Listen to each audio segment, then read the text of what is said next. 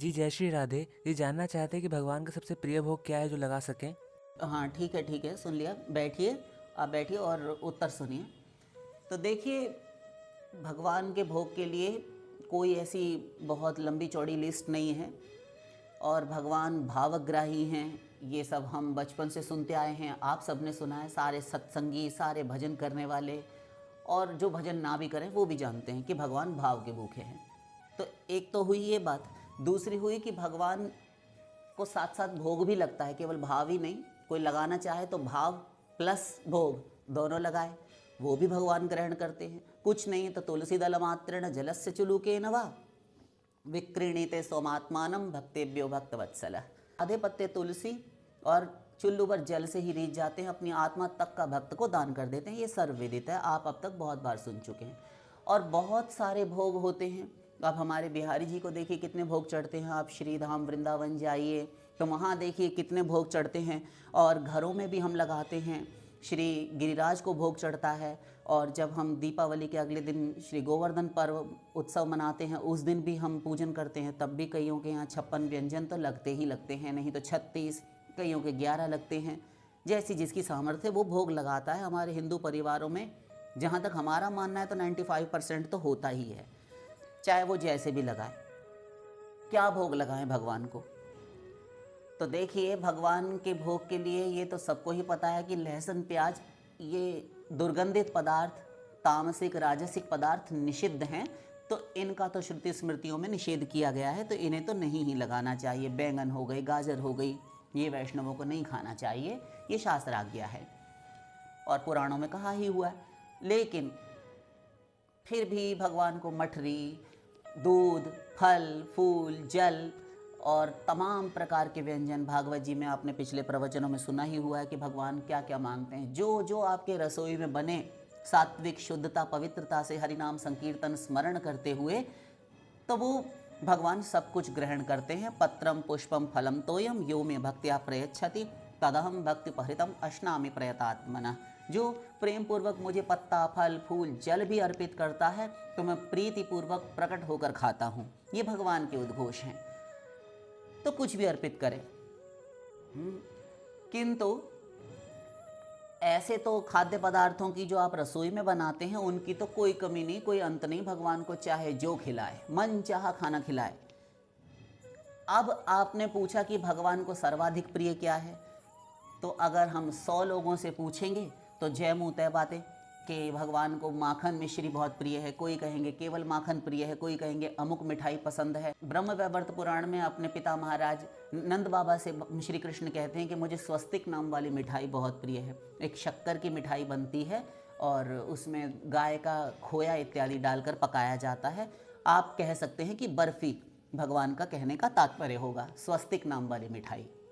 ऐसा मिलता है कृष्ण जन्मखंड में। ठीक है, तो भगवान को सब फल, सब जल, सब रस, हमारे प्रियालाल जी को गोपियाँ, मंजरियाँ, ये सब जो हैं, ये जो सेवा करती हैं ना, ये फल और उनके रस, उनके जूसेस बहुत पिलाती हैं। भिन्न भिन्न फलों के जूसेस, ये सेवा की हम बात बता रहे हैं। तो भगवान को कुछ भी चढ़ाए, किंतु एक सर्वाधिक प्रिय भोग भगवान का 56 व्यंजन एक और इससे भी ऊपर अगर हो सकते हैं तो वो भी कोई सारे भोग जोड़ ले, किंतु वो एक और ध्यान दीजिए। तो भगवान का सर्वाधिक प्रिय भोग है अहंकार। अहंकार भगवान सबसे पहले ग्रहण करते हैं और उसके बाद में सारे भोग ग्रहण करते हैं। ये तो संभव है कि भगवान तुलसी दल के बिना बाकी भोग ग्रहण कर भी लें, किंतु अहंकार यदि है तो भगवान ग्रहण नहीं करते। अहंकार सारे भक्तों का नाश कर देते हैं, किसी का नहीं छोड़ते। बड़े बड़े शामिल हैं, हम छोटे मोटे की तो बातें ही नहीं कर रहे। देखिए, देवर्षि नारद, आपने श्री रामचरितमानस तुलसीदास जी की पढ़ी है, तो बालकांड में नारद जी को अहंकार हुआ, अभिमान हुआ, तो नारद जी का मोह भंग किया वानर रूप देकर कि मैंने काम को जीत लिया। फिर सती को मोह हुआ, अभिमान हुआ कि मैं एक राजा के पुत्र, एक राजा के लड़के, वो मानव शरीर लेकर भगवान लीलाएं कर रहे थे ना, तो उन्होंने प्रणाम नहीं किया। अहंकार नाश किया।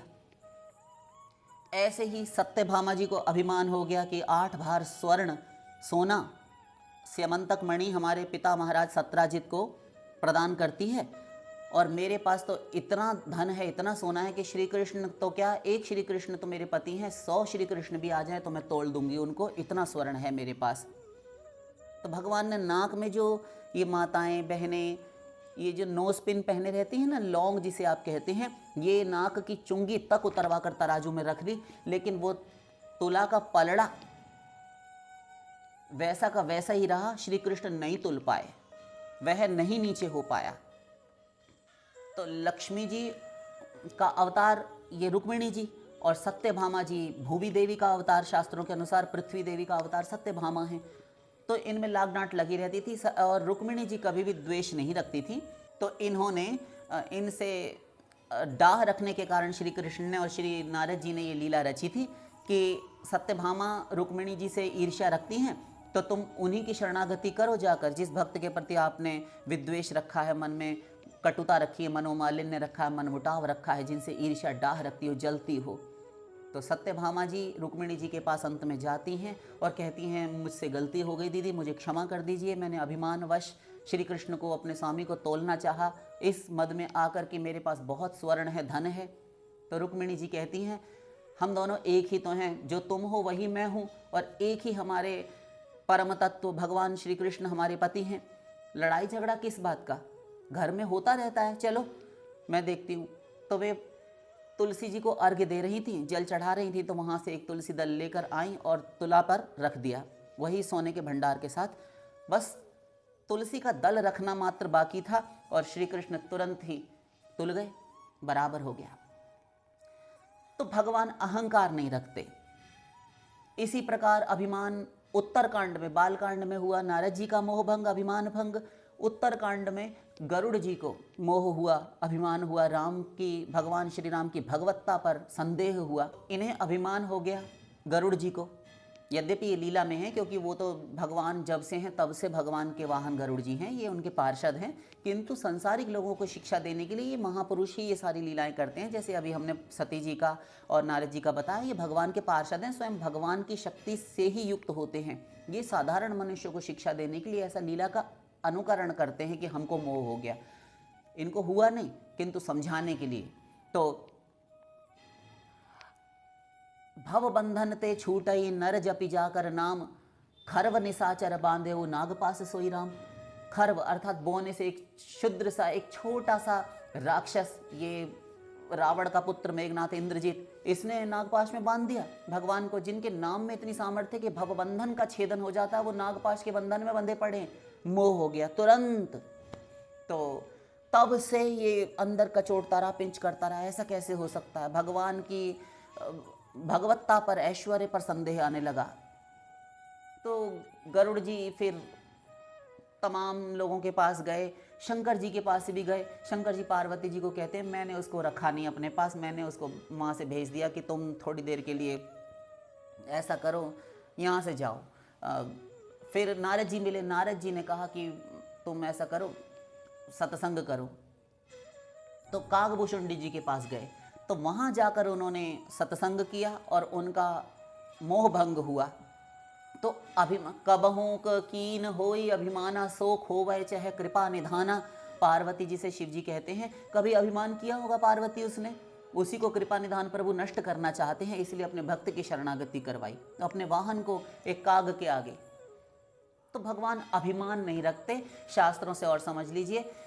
नारद भक्ति सूत्र में श्री देवर्षि नारद जी कहते हैं, ईश्वरस्यप्यभिमान द्वेषित्वात् दैन्यम प्रियत्वाच्च।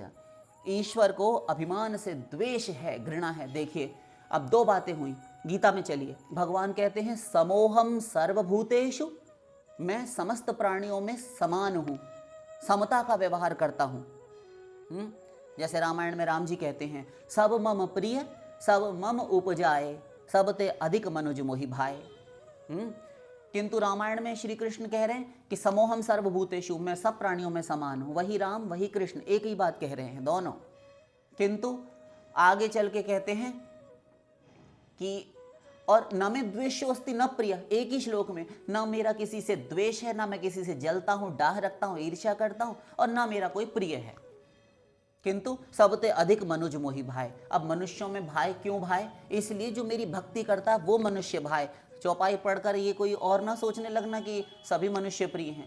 मनुष्य इसलिए प्रिय हैं कि मेरा मनुष्य शरीर लेकर भजन करेंगे, और नहीं करे तो फिर भगतिहीन बिरंची की न हो, ब्रह्मा भी हो तो मुझे प्रिय नहीं है, भगतिहीन मोहि प्रिय नहीं सो, ये अर्थ है। तो महापुरुष कहाँ कौन सी बात कहते हैं, भगवान कहाँ कब कौन सी बात कहते हैं, उसका अर्थ कहाँ कब क्या निकलता है, ये आप अपनी साधारण बुद्धि से नहीं समझ सकते।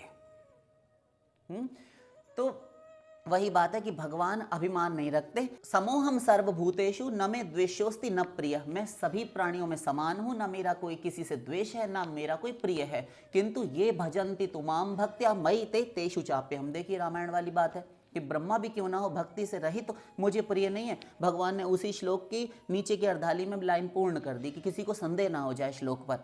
भगवान कहते हैं ये भजन्ति तुमाम भक्त्या, जो भक्ति पूर्वक मेरा भजन करते हैं, मयि ते तेषु चाप्यहम्, उनमें मैं हूं, वो मुझ में हैं और वो मुझे सदा प्रिय हैं। लीजिए, कहीं भटकने की जरूरत ही नहीं है।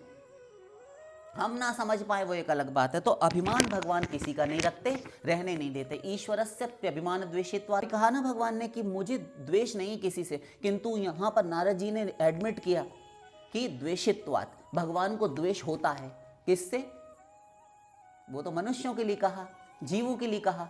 अभिमान से ये एक वृत्ति है, एक भाव है, ये जो तो दूषित है, दूषण है, ये दोष है, द्वेष है भगवान को अभिमान से। तो अभिमान ना कीजिए। और जब भक्त बन गए, वैसे तो सबका अभिमान नाश करते ही रहते हैं, चाहे रावण हो, चाहे दंतवक्त्र हो, चाहे शिशुपाल हो, चाहे कोई हो, किंतु भक्त का अभिमान नहीं रहने देते भगवान, उसको नष्ट करके ही मानते हैं।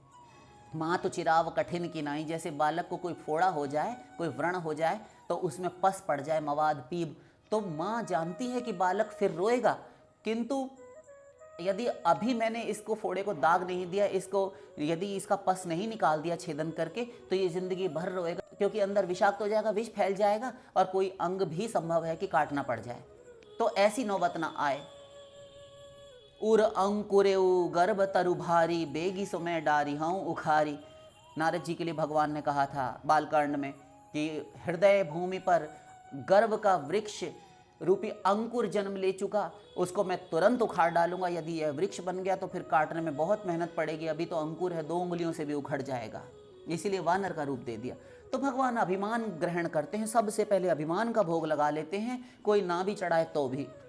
इसका मतलब हम ना भी दें भगवान को तो भी अपना अभिमान हम कितना ही संभाल कर सहेज कर रखना चाहें, भगवान अभिमान भक्षण कर ही लेते हैं।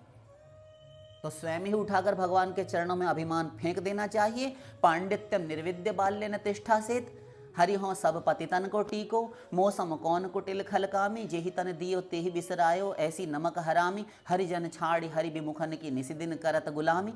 ये ऐसा मैं पतित हूँ, हे प्रभु मेरी रक्षा कीजिए, मुझ पर शासन कीजिए, मुझे शिक्षा दीजिए।